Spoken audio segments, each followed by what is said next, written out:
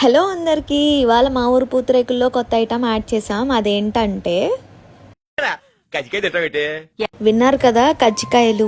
ఆ కజ్జికాయలు ఎలా చేసామో చూడాలంటే రీల్ మొత్తం చూసేయండి. ఫస్ట్ మనం కొబ్బరికాయలను కొట్టుకుని కొబ్బరి తురుముని తీసుకోవాలి. వీడియో చూపించినంత ఈజీ అయితే కాదండి బాబు ఆ తురుము తీయడం. తర్వాత కొబ్బరి తురుముని పక్కన పెట్టుకుని ఒక బౌల్లో మైదా, బొంబాయి రవ్వ వేసుకుని బాగా మిక్స్ చేసి కలిపి పెట్టుకోవాలి.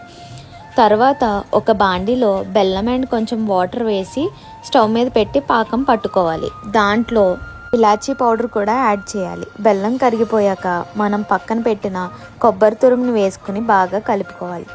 కాసేపటికి కొబ్బరి నూజులా రెడీ అవుతుంది. అది చల్లారేలోపు మనం ముందుగా తడిపి పెట్టుకున్న పిండిని ఉండలుగా చేసుకుని చపాతీలా చేసుకోవాలి.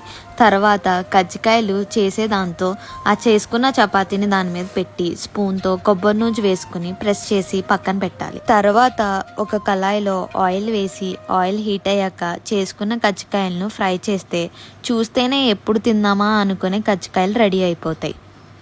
పైన క్రిస్పీగా లోపల కరిగిపోయే కమ్మని కొబ్బరి నూజు అలా తీసుకుని ఒక కజ్జికాయ తింటే ఎంత బాగుంటుంది కదా.